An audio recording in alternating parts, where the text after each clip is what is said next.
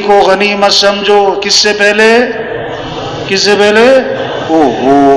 حضور صلی اللہ علیہ وسلم فرما رہے ہیں، ہر وقت ہمارے سامنے یہ حدیث، ہماری نظروں کے سامنے، آنکھوں کے سامنے، دل دماغ پہ ہمارے یہ کیا ہو، اس کا استحضار ہو کہ آپ فرما رہے ہیں کہ زندگی کو غنیمت سمجھو، کس سے پہلے؟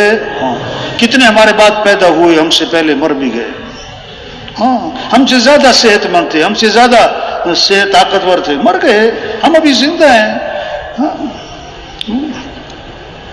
دو صحابی مسلمان ہوئے، اکٹھے مسلمان ہوئے، ایک ان میں سے شہید ہو گئے اور دوسرے صحابی 1 سال بعد تبھی فوت ہو گئے۔ تو کسی نے دونوں کو خواب میں دیکھا، تو وہ جو 1 سال بعد فوت ہوئے تھے وہ جنت میں پہلے داخل ہو گئے، تو آپ کے پاس حاضر ہوئے اور اس خواب کی تعبیر پوچھی کہ حضور وہ تو شہید ہوئے تھے اور یہ تو 1 سال بعد فوت ہوئے ہیں، جنت میں یہ پہلے چلے گئے۔ آپ نے کیا فرمایا؟ ان کو 1 سال کی نمازیں، 1 سال کے روزے اور 1 سال کے اعمال کا موقع زیادہ نہیں مل گیا؟ زندگی کو غنیمت سمجھو بھائی، آپ فرما رہے ہیں مجھے آپ کو جوانی کو غنیمت سمجھو، کس سے پہلے؟ کس سے پہلے؟ بڑھاپے، ابھی جوانی ہے، ہمت ہے، بڑا دین کا کام کر سکتے ہیں، پھر ایک وقت آئے گا کرنا چاہیں گے اور کر نہیں سکیں گے۔ ابھی کر سکتے ہیں اور کر نہیں رہے، پھر ایک وقت آئے گا کرنا چاہیں گے اور کر نہیں سکیں گے۔ تیسری بات فرمائی صحت کو غنیمت سمجھو، کس سے پہلے؟ یا اللہ کتنی بڑی نعمت ہے، ہاتھ ٹھیک ہیں، پاؤں ٹھیک ہیں، آنکھیں ٹھیک ہیں، دل صحیح ہے، جگر رگیں ہڈیاں جوڑ، کتنے لوگ ہیں 2 سال سے ہسپتال پڑے ہوئے ہیں، 3 سال سے بستر پہ پڑے ہوئے ہیں، 4 سال سے ہاتھ نہیں ہلا سکتے، پاؤں نہیں ہلا سکتے، سانس بھی مشینوں پہ چل رہا ہے۔ یا اللہ صحت کی قدر۔ ایک ساتھی کہنے لگے ایک جگہ گئے گشت کرنے، تو جو ساتھی اندر سے نکلا نا، اس نے کہا بھی آپ ذرا گھر میں، میرے گھر میں اندر تشریف لے آئیں۔ اندر چلے گئے تو بیڈ پہ نا ایک آدمی، ایک نوجوان بیڈ پہ پڑا ہوا ہے، اس کے دونوں ہاتھ بھی نہیں ہیں بازوؤں سے، اور دونوں ٹانگیں بھی نہیں ہیں، اور گنگا بھی ہے، بہرا بھی ہے، نابینا بھی ہے۔ یا اللہ، انہوں نے کہا یہ میرا بیٹا ہے اور یہ 22 سال کا ہے۔ مخصوص طریقے سے ہلتا ہے تو پتہ لگتا ہے بھوک لگی ہے، کچھ کھلا دیتے ہیں، مخصوص طریقے سے ہلتا ہے تو پتہ لگتا ہے اس کو پیشاب وغیرہ کی حاجت ہے، اس کو حاجت کروا دیتے ہیں، اور یہ اس کی زندگی ہے اور یہ ہماری ڈیوٹی ہے، اور یہ کب تک رہے گی اللہ جانے کب تک رہے گی۔ ہاتھ نعمت ہیں، صحت کو غنیمت سمجھے، اللہ کے نبی فرما رہے ہیں کس سے پہلے؟ بیماری سے۔ فراغت کو غنیمت سمجھے، کس سے پہلے؟ مشغولیات۔ ایک ہوتا ہے بناوٹی مشغولیت، میں بڑا مصروف ہوں، توبہ، جسے دیکھو کیا کہتا ہے میں بڑا۔ ایک جماعت کیا نام ہے گئی نا سروزے پہ، تو اس میں تھے ایک بریگیڈیئر صاحب، اور پہلا سروزہ تھا بریگیڈیئر صاحب کا، وہ جو رہبر تھا نا وہ بھی اتنا سیدھا آدمی کہ وہ بریگیڈیئر صاحب کو پہلا گشت اور لے گیا پتہ کدھر؟ موچی کے پاس، موچی۔ اب وہ موچی بیٹھا ہوا تھا، اس نے دیکھا کہ یہ مسجد سے نکل کر آ رہے ہیں میری طرف، ٹوپیاں پہنی ہوئی ہیں انہوں نے، اب یہ کوئی میرے سے بات کریں گے تبلیغ کی۔ وہ فارغ بیٹھا ہوا تھا، لیکن جب اس نے دیکھا نا میری طرف آ رہے ہیں تو اس نے ہتھوڑی اٹھائی اور کوئی چیز اٹھائی اور ٹک ٹک ٹک شروع کر دی، گویا کہ میں بڑا مصروف ہوں۔ اب جب یہ گئے بریگیڈیئر صاحب نے کہا السلام علیکم، اس نے کہا میں تمہیں فارغ نظر آتا ہوں؟ تم تو فارغ لوگ ہو، تمہیں تو کام بھی کوئی نہیں، چلو بھاگو یہاں سے۔ میں تمہیں کیا نظر آتا ہوں؟ فارغ نظر آتا۔ ایک ہے بناوٹی مصروفیت، ایک ہے واقعی مصروفیت۔ تو فراغت کو غنیمت سمجھو، کس سے پہلے؟ مشغولیت۔ اور 5ویں بات فرمائی خوشحالی کو غنیمت سمجھو، بدحالی سے پہلے۔ خوشحالی، آسانیاں، سہولتیں ہیں، اس کو غنیمت سمجھو۔ میاں بیوی کھانا کھانے بیٹھے نا، کتابوں میں قصہ لکھا ہے، تو اس کا خامن ذرا بڑا غصے والا، دروازے پہ دستک ہوئی، بھوکا ہوں، فقیر ہوں، مجھے کھانا کھلاؤ۔ اسے آیا غصہ، گیا اس کو کہا دفع ہو جائے یہاں، وہ برا بھلا کہا اور اس کو جناب ڈانٹ ڈپٹ کے بھگا دیا وہاں سے۔ اللہ کی شان، کاروبار تباہ ہو گیا، میاں بیوی میں ناچاکی اور طلاق ہو گئی۔ اب بیوی نے کہیں اور شادی کر لی، اپنے دوسرے خاوند کے ساتھ ایک دن بیٹھی کھانا کھا رہی، دروازے پہ دستک ہوئی، بھوکا ہوں مجھے کھانا کھلا دو۔ اس نے کہا ہم بعد میں کھائیں گے، یہ روٹی پہلے فقیر کو دے آؤ۔ وہ روٹی لے کے دروازے پہ پہنچی، فقیر کے ہاتھ میں روٹی پکڑائی، اس کے چہرے پہ جو نظر پڑی تو چیخ نکل گئی، روتی بھی واپس آئی۔ انہوں نے کہا کیا ہوا؟ انہوں نے کہا میرا پہلا خاوند تھا، ہم کھانا کھانے بیٹھے تھے، ایک فقیر دروازے پر آیا تھا، میرے خاوند نے اس کو دھکے دے کے نکال دیا تھا، آج یہ فقیر جو دروازے پر آیا ہے یہ میرا پہلا خاوند ہے۔ اس نے کہا بتاؤں میں کون ہوں؟ میں وہی فقیر ہوں جس کو دھکا دے کے نکالا تھا۔ خوشحالی کو غنیمت سمجھو، کس سے پہلے؟ تبلیغ کے مقصد زندگی کیا ہے بھائی؟ چلہ مبارک، ہاں 4 ماہ مبارک، سروزہ مبارک، یہاں میرا سروزہ لگا تھا، اجتماع میں آنا مبارک سر آنکھوں پر۔ لیکن بھائی تبلیغ میں کیا ہے کہ بھائی مقصد زندگی 3 چیزیں ہیں سمجھنے کی، 3 چیزیں ہیں سمجھانے کی، مقصد زندگی، ضروریات زندگی اور خواہشات زندگی۔ کیا کہا؟ سن رہے کہ سو رہے بھائی؟ سن رہے نا؟ کیا 3 چیزیں؟ کیا؟ مقصد زندگی اور ضروریات زندگی اور خواہشات زندگی۔ ہاں، ضروریات زندگی کہتے ہیں جس میں آدمی بقدر ضرورت لگے اور بوقت ضرورت لگے۔ ضروریات زندگی کہتے ہیں جس میں آدمی بقدر ضرورت لگے اور بوقت ضرورت لگے۔ وہ 5 ہیں، کھانا ہے، لباس ہے، مکان ہے، شادی ہے، سواری ہے۔ یہ ضروریات زندگی ہیں، یہ مقصد زندگی نہیں ہے۔ ہاں، جیسے سالن میں نمک نہ ہو تو ذائقہ نہیں بنتا، نمک زیادہ ہو جائے تو کڑوا بھی ہو جاتا ہے۔ اب یہ نہیں کہہ رہے نمک نہ ڈالو، یہ کہہ رہے بھی نمک تھوڑا سا ڈالنا بھائی۔ یہ نہیں کہہ رہے ضروریات زندگی میں مت لگو، لیکن ضروریات زندگی میں بقدر ضرورت لگنا، بوقت ضرورت لگنا۔ توبہ توبہ، آج زور لگ گیا کھانوں پر، زور لگ گیا کھانوں پر۔ سب سے زیادہ وقت مستورات کا کہاں لگ رہا ہے؟ باورچی خانے میں۔ گھروں میں سب سے زیادہ مشورہ کس چیز کا ہو رہا ہے؟ کھانے کا، آج کیا پکے گا۔ مرد گھر آتے ہیں، سب سے پہلا سوال کرتے ہیں آج کیا پکا ہے، کیا پکا ہے۔ حضرت عائشہ رضی اللہ عنہا فرماتی ہیں ایک چاند اور دوسرا چاند اور تیسرا چاند بھی چڑھ جاتا تھا، ہمارے گھروں میں آگ نہیں جلتی، یعنی چولہا نہیں جلتا، گزارا کیسے ہوتا تھا؟ فرمایا کھجور اور پانی، کھجور اور پانی 2 مہینے، یا اللہ۔ ہاں، زور لگ گیا کھانوں پر، اتنا کھاتے ہیں کہ اس کھانے کو ہضم کرنے کے لیے بھی کچھ کھانا ہی پڑتا ہے آج کل۔ توبہ توبہ توبہ۔ ہاں، حضرت جابر رضی اللہ عنہ ہاں بازار سے 1 درہم کا گوشت خریدا۔ غور سے سنیں بھائی، بات کو سمجھیں میرے بھائی۔ ہاں، حضرت جابر رضی اللہ عنہ بازار گئے، 1 درہم کا گوشت خریدا، واپس آ رہے ہیں، سامنے حضرت عمر رضی اللہ عنہ آ گئے۔ حضرت عمر رضی اللہ عنہ کا زمانہ ہے، تو حضرت عمر رضی اللہ عنہ نے فرمایا کہ یہ کیا ہے تمہارے ہاتھ میں، کیا لائے ہو؟ کہ 1 درہم کا گوشت ہے، 1 درہم کا گوشت خریدا ہے۔ کیوں؟ کہ گھر والوں کا گوشت کھانے کو دل چاہ رہا تھا۔ گھر والوں کا گوشت کھانے کو دل چاہ رہا تھا۔ حضرت عمر رضی اللہ عنہ نے فرمایا اچھا، گھر والوں کا گوشت کھانے کو دل چاہ رہا تھا۔ حضرت جابر رضی اللہ عنہ حضرت عمر رضی اللہ عنہ کا منہ دیکھ رہے ہیں، پھر فرمایا اچھا، گھر والوں کا گوشت کھانے کو دل چاہ رہا تھا۔ پھر فرمایا گھر والوں کا گوشت کھانے کو دل چاہ رہا تھا۔ آگے حضرت جابر رضی اللہ عنہ فرماتے ہیں کہ حضرت عمر رضی اللہ عنہ نے یہ بات اتنی دفعہ دہرائی کہ میں دل میں کہہ رہا تھا کاش میرا درہم کہیں گم ہو جاتا، یا حضرت عمر سے میرا آمنا سامنا نہ ہوتا۔ بیٹے کے گھر گئے، حضرت عمر رضی اللہ عنہ بیٹے کے گھر گئے تو بیٹے نے گوشت پکایا ہوا، پوچھا کہ یہ گوشت کیوں پکایا؟ جواب دیا گوشت کھانے کو دل چاہ رہا تھا، گوشت کھانے کو دل چاہ رہا تھا۔ حضرت عمر رضی اللہ عنہ نے فرمایا کفا بالمرء صرفا ان یاکل کل ما اشتہت نفسہ، آدمی کے فضول خرچ ہونے کے لیے یہ کافی ہے کہ جو جی چاہے کھانا شروع کر دے، جو جی چاہے کھانا شروع کر دے۔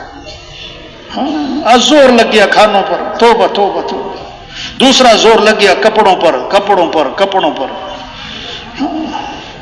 حضرت عمر رضی اللہ عنہ امیر المومنین ہیں اور خطبہ دے رہے ہیں اور منبر پر تشریف فرما ہیں، اور صحابی فرماتے میں حضرت عمر رضی اللہ عنہ کے کپڑوں کے پیبند گن رہا تھا تو میں نے دیکھا کہ حضرت عمر رضی اللہ عنہ کے 12 پیبند لگے ہوئے تھے، ایک روایت میں 13 پیبند لگے ہوئے تھے، اور بعض پیبند چمڑے کے تھے۔ کون؟ امیر المومنین۔ آپ نے فرمایا میرے بعد کوئی نبی ہوتا تو عمر ہوتا، کہ عمر جس راستے پر جائے وہ شیطان وہ راستہ چھوڑ جائے۔ ہاں خط لکھ رہے ہیں حضرت عمر رضی اللہ عنہ، کس کے نام؟ دریا کے نام، دریا کے نام۔ ہاں آواز دے رہے ہیں، ہاں ہوا ان کی آواز کو لشکر تک پہنچا رہی ہے۔ کیوں؟ یہ کون تھے؟ ہاں کس سے بنائی؟ اللہ سے۔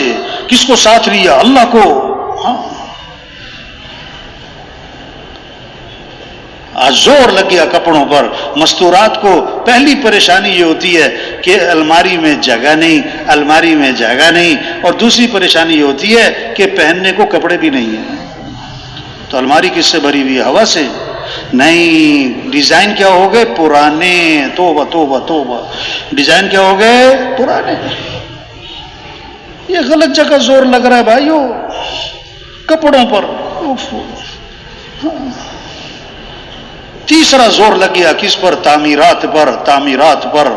آپ نے فرمایا قیامت کی نشانی ہے یتطاولون فی البنیان، کہ اونچی اونچی عمارتیں، یہ بڑے بڑے پلازے، وہ اللہ کے نبی ہمارے قیامت کی نشانی ہے۔ ایک صحابی ذرا اونچا مکان بنایا، اونچا مکان بنایا، اوپر ایک قبہ سا بنایا، آپ کا گزر ہوا، فرمایا یہ کس کا ہے؟ یہ کس کا ہے؟ اللہ کے نبی نے دریافت کیا، اللہ کے نبی کا گزر ہوا، یہ کس کا ہے؟ یہ کس نے بنایا ہے؟ جواب ملا فلاں فلاں احد من الانصار، انصار میں سے ایک صحابی۔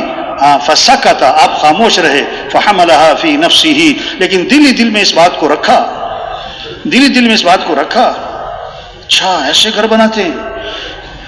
کچھ دنوں بعد صاحب خانہ حاضر خدمت ہوئے، حاضر خدمت ہوئے، آپ کو سلام کیا، آپ کو سلام کیا، آپ نے فأعرض عنہ، اعراض فرمایا، منہ پھیر لیا۔ حضور صلی اللہ علیہ وسلم سلام کا جواب نہیں دے رہے، پھر سلام کیا، فأعرض، پھر آپ نے اعراض فرما لیا۔ یہ کیا ہو گیا؟ پریشان صحابہ سے دریافت کیا کہ اللہ کے رسول مجھے سلام کا جواب نہیں دے رہے، کیا ہو رہا ہے؟ تو سارا قصہ سنایا کہ تمہارے گھر کے پاس سے گزرے تھے اور دریافت کیا تھا یہ کس کا ہے۔ واپس گئے، فہدمها حتی سواها بالارض، اس کو گرا دیا اور زمین کے برابر کر دیا، اور آ کر آپ کو نہیں سنایا، آپ کا دوبارہ کسی موقع پر گزر ہوا، فرمایا ما فعلت القبہ، وہ قبہ نما جو مکان تھا اس کا کیا بنا؟ وہ نظر نہیں آ رہا ہے۔ صحابہ نے ساری بات سنائی، اس پر آپ نے فرمایا کل بناء وبال على صاحبه الا ما لا، ہر تعمیر کرنے والے پر وبال کا باعث بنے گی سوائے اس تعمیر کے جو ضرورت کی ہو، سوائے اس تعمیر کے جو ضرورت کی ہو۔ اور ایک روایت میں آتا ہے اذا لم یبارک فی مال العبد یجعلہ فی الماء والطین، جب کسی کے مال میں برکت نہیں رہا کرتی تو وہ تعمیرات پر، مٹی اور گارے پر لگا کرتا ہے جب برکت نہیں رہا کرتی۔ زور لگ گیا، اونچی اونچی عمارتیں بناتے ہیں اور اس پر لکھ دیتے ہیں ھذا من فضل ربی۔ چوتھا زور لگ گیا شادیوں پر، چوتھا زور لگ گیا شادیوں پر۔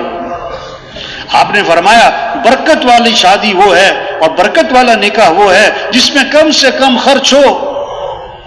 آج تو 2 سال تیاری ہو رہی، 3 سال تیاری ہو رہی، بھئی تمہاری شادی کی بات تو طے ہو گئی، ابھی تک شادی کیوں نہیں ہوئی؟ کہتا ابھی تیاری ہو رہی ہے، ابھی تیاری ہو رہی ہے۔ کیا ایک فہرست بنتی ہے شادی کے موقع پر، یہ بھی کرنا ہے، یہ بھی کرنا ہے، یوں بھی کرنا ہے، یوں بھی کرنا ہے۔ اگر ان سے پوچھو بھائی یہ سب کچھ کیوں کرنا ہے بھائی، تو جواب پتہ کیا ہے؟ یہ سب کچھ کرنا پڑتا ہے، یہ سب کچھ کرنا پڑتا ہے۔ اب ان سے پوچھو بھائی یہ سب کچھ کیوں کرنا پڑتا ہے، یہ سب کچھ کیوں کرنا پڑتا ہے، تو بہت خوبصورت جواب ہے اس کا، وہ کیا ہے؟ آپ کو پتہ نہیں ہے، کرنا پڑتا ہے۔ نہ کوئی سر نہ پاؤں، آپ کو پتہ نہیں ہے کرنا پڑتا ہے اچھا جو تازہ تازہ چلا لگا کے آتا ہے نا، چارما لگا کے آتا ہے نا، وہ گھر میں کوئی شادی ہے، اب وہ گھر والے کہتے ہیں یہ بھی کرنا ہے یوں بھی کرنا ہے، تو ہر بات میں بولتا ہے کہ نہیں نہیں نہیں نہیں ایسے نہیں کرنا، ایسے بھی نہیں کرنا، تازہ تازہ چارما لگائیں، تو اسے گھر والے کہتے ہیں آپ مسجد میں بیٹھ کے دعا مانگو، جاؤ آپ مسجد میں بیٹھ کے کیا کرو، ہاں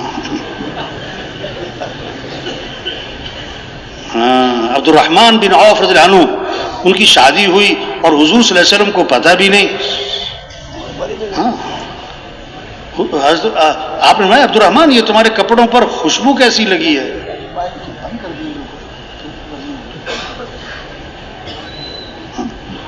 یہ کپڑوں پر خوشبو کیسی لگی، اس موقع پر ایک خوشبو لگا کرتی تھی شادی کے موقع پہ، تو جواب دیا حضور میں نے شادی کی ہے، میں نے شادی کی، تزوجت، اچھا آپ نے کہ ولیمہ کر لینا، ہاں چاہے بکری کیوں نہ ہو، یعنی شکوہ نہیں تھا کہ بھی شادی کی ہے تو مجھے تو پتہ بھی نہیں، نکاح تو میرے سے پڑھوانا چاہیے تھا، تو نہیں شادی ہو گئی، شریعت کا مزاج، شادی سادی ہو، سستی ہو، آسان ہو، جلدی ہو،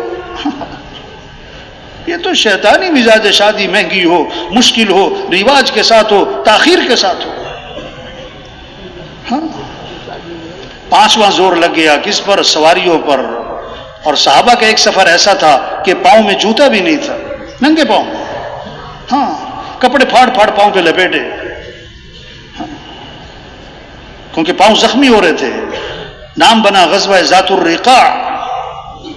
یہ پانچ ضرورتیں بھائیوں، کھانا ہے، لباس ہے، مکان ہے، شادی ہے، سواری ہے، یہ مقصد زندگی نہیں ہے، یہ ضروریات زندگی ہیں، اس میں بقدر ضرورت لگنا ہے، بقدر ضرورت لگنا ہے، مقصد زندگی کہتے ہیں۔ مقصد زندگی کسے کہتے ہیں؟ جس پر آدمی جان لگاتا ہے، دل دماغ لگاتا ہے، صبح شام لگاتا ہے، اپنی قوت لگاتا ہے، جس کو زیادہ بولتا ہے، زیادہ سنتا ہے، زیادہ سوچتا ہے، جس کے لیے آدمی زیادہ سفر کرتا ہے، اور جس کے نفع پر بڑی خوشی ہوتی اور جس کے نقصان پر بڑا صدمہ ہوتا، اور مقصد زندگی کیا ہے؟ جس کو آدمی زیادہ اللہ سے مانگتا ہے، جس کو زیادہ اللہ سے مانگتا ہے، وہ مقصد زندگی۔ تو مقصد زندگی کیا ہے؟ اللہ کا دین دنیا میں زندہ ہو، اللہ کا کلمہ بلند ہو، سارے انسانوں کو ہدایت ملے، سارے انسان جہنم سے بچیں، سارے مسلمان پورے اسلام پر آئیں، غیروں کے لیے اسلام کا دروازہ کھولے۔ یہ ہماری ذمہ داری، یہ ہماری زندگی کا مقصد، اس لیے اللہ نے ہمیں دنیا میں بھیجا ہے، اس لیے اللہ نے ہمیں دنیا میں بھیجا ہے، یہ ہمارا کام ہے۔ تو سب دل سے نیت کریں، ہمیں یہ کام کرنا ہے انشاءاللہ، اللہ کے دین کو دنیا میں پھیلانا ہے انشاءاللہ، اللہ کے کلمے کو بلند کرنا ہے انشاءاللہ، اللہ کے پیغام کو لے کے پھرنا ہے انشاءاللہ۔ اور اب 30 سال زندگی کے گزر گئے، 40 سال گزر گئے، 50 سال گزر گئے، صلاحیت کہاں لگی؟ بولو بھائی، یہ جو گزشتہ زندگی گزری، ہم سب اپنا اپنا محاسبہ کریں، ہماری صلاحیت کہاں لگی، ہمارا دل دماغ کہاں لگا، ہماری صبح شام کہاں لگی، ہماری قوت کس پہ خرچ ہوئی؟ ہو مال کمانے پہ، ضرورتیں پوری کرنے پہ، ایک چھوٹی سی دکان پہ، چھوٹے سے دفتر پہ، چھوٹے سے کاروبار پہ، یہ ہوا ظلم، یہ ہوا ظلم۔ ظلم کہتے ہیں وضع الشیء فی غیر محلی، چیز کو وہاں لگا دینا جو اس کی جگہ ہی نہیں، اس کی جگہ ہی نہیں، غیر محل میں اس کو لگا دینا۔ ہاں صلاحیت دی اللہ نے کس لیے؟ اللہ کے دین کو پھیلاتے، اللہ کے پیغام کو لے کے پھرتے، لوگوں کو اللہ کی طرف بلاتے۔ وہ صلاحیت لگ گئی کس پر؟ مال کمانے پر، ایک دکان سے 2 دکانیں بنانے پر، چھوٹی دکان سے بڑی دکان بنانے پر، ایک فیکٹری سے 2 فیکٹریاں لگانے پر، ہمیں وزارتیں حاصل کرنے پر، عہدے حاصل کرنے پر، حکومتیں حاصل کرنے پر ہم نے وہ صلاحیت لگا دی۔ یہ ہم سے ظلم ہوا، اور ظالم کی دعا قبول نہیں ہوتی ہے۔ ظالم کی دعا جب امر بالمعروف چھوڑ دیں گے، نہیں منکر چھوڑ دیں گے، اب دعائیں مانگیں گے اور دعائیں قبول نہیں ہوں گی، سوال کریں گے پورا نہیں کیا جائے گا، مدد مانگیں گے مدد نہیں کی جائے گی، اپنے کام سے ہٹ گئے۔ ہاں تو بھائیو، آج تک ہم سے جو غفلت ہوئی اس دعوت کے کام میں، اپنی صلاحیتیں ہماری غلط جگہ لگی، اس پر اللہ سے معافی مانگیں۔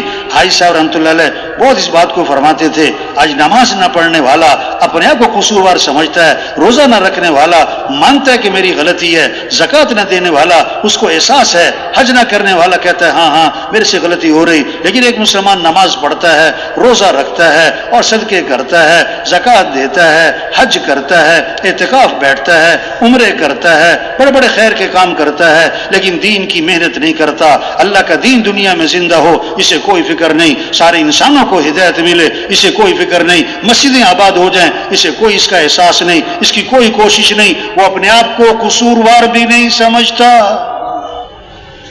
ہاں تو سب سے بڑا جرم ہوا ہم نے دین کی محنت کو چھوڑا، دین کی محنت کو چھوڑا۔ ہاں بعض دفعہ گشت کرنے جاؤ نا کسی کے پاس، تو جس کے پاس گشت کرنے جاؤ نا وہ کہتا ہے اچھا آپ میرے پاس ہے، میں تو ابھی نماز پڑھ کے آیا ہوں، پہلی شب میں تو میں نماز پڑھتا ہوں، آپ فلاں کے پاس جاؤ وہ نماز نہیں پڑھتا، اسے جا کے سمجھاؤ، وہ سمجھ رہا ہے یہ تبلیغ والے نماز کی دعوت دے رہے ہیں اور میں تو نماز پڑھتا ہوں۔ ہاں ایک ایس ایچ او کے پاس، کیوں بھائی سن رہے کہ نہیں سن رہے بھائی؟ دھیان سے سن رہے نا؟ ہاں تھک تو نہیں گئے؟ ایک ایس ایچ او کے پاس ایک آدمی آیا، ایس ایچ او کے پاس ایک آدمی آیا، کہنے لگا صاحب میرے گھر چوری ہو گئی۔ کیا کہنے لگا؟ صاحب میرے گھر کیا ہو گئی؟ چوری ہو گئی۔ اب ایس ایچ او کہنے لگا او بھائی میں نے کوئی چوری نہیں کی، میں نے کوئی چوری، اب سچی بتاؤ یہ سچ بول رہا ہے کہ جھوٹ بول رہا ہے؟ سچ بول رہا ہے نا، لیکن صحیح بول رہا ہے کہ غلط بول رہا ہے؟ ہاں سچ بول رہا ہے، واقعی اس نے چوری نہیں کی، لیکن غلط جواب دے رہا ہے۔ ہم اس لیے نہیں آئے کہ آپ نے چوری کی، آپ اس علاقے کے ذمہ دار ہو، یہاں چوری ہونی نہیں چاہیے، اب چوری ہو گئی ہے اور اس کا سراغ لگانا یہ بھی آپ کی ذمہ داری ہے۔ ہاں بھائی میں تو نماز پڑھتا ہوں، بھائی میں تو ابھی عمرہ کر کے آ رہا ہوں، میں تو ہر سال بھائی تبلیغ میں کہہ رہے دیکھو بھائی ہم مسلمان ہیں، ہم حضور صلی اللہ علیہ وسلم کے امتی ہیں، آپ کے بعد کوئی نبی نہیں ہے، یہ اللہ کا دین دنیا میں چمک جائے، اللہ کا کلمہ بلند ہو جائے، سارے انسانوں کو ہدایت ملے، یہ ہماری ذمہ داری ہے۔ ہم نے اس کام کو چھوڑا ہوا ہے، اس پر اللہ سے معافی مانگیں، اس پر اللہ سے معافی مانگیں، اور بقیہ زندگی کے بارے میں نیت کریں کہ اپنی صلاحیتوں کو اللہ کے دین کے پھیلانے پر لگائیں گے انشاءاللہ۔ یہ جذبہ پیدا ہو، ہاں اس کی نیت ہو، کیا کرنا ہے؟ سب سے پہلے کیا کرنا ہے؟ کیسے سب اللہ کو پہچانے؟ بچہ پیدا ہوا، سب سے پہلا جملہ اس کے کان میں کیا ڈالا؟ اللہ اکبر، اللہ اکبر۔ سب سے بڑا کون ہے؟ اللہ۔ سب سے بڑا کون ہے؟ اللہ۔ سب سے پہلی آواز ہر گاؤں، ہر بستی میں، ہر محلے میں ابھی اندھیرا ہے اور سناٹا ہے، اور پہلی آواز کیا گونجی؟ اللہ اکبر، اللہ اکبر۔ سب سے بڑا کون ہے؟ اللہ۔ سب سے بڑا کون ہے؟ اللہ۔ کچھ نہ تھا کائنات میں، اور کون تھا؟ اللہ۔ اور پھر کچھ نہ رہے گا، کون رہ جائے گا؟ اللہ۔ اول بھی کون؟ اللہ۔ آخر بھی کون؟ اللہ۔ ظاہر بھی کون؟ اللہ۔ باطن بھی کون؟ اللہ۔ سب محتاج ہیں، اور صمد کون؟ یا ایھا الناس انتم الفقراء الی اللہ۔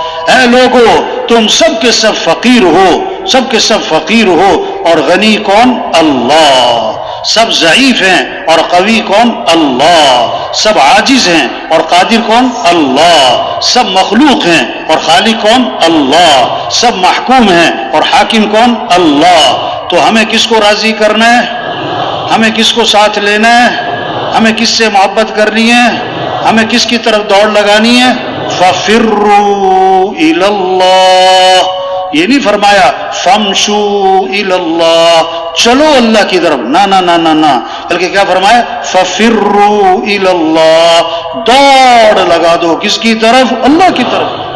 آج دوڑ لگ رہی مال کی طرف، مال والوں کی طرف، حکومتوں کی طرف، حکومت والوں کی طرف، عہدوں کی طرف، وزارتوں کی طرف، گاڑیوں کی طرف، فیکٹریوں کی طرف، پیسوں کی طرف، جائیداد کی طرف، زمینوں کی طرف، ڈگریوں کی طرف۔ نہیں نہیں، دوڑ لگاؤ کس کی طرف؟ اللہ کی طرف۔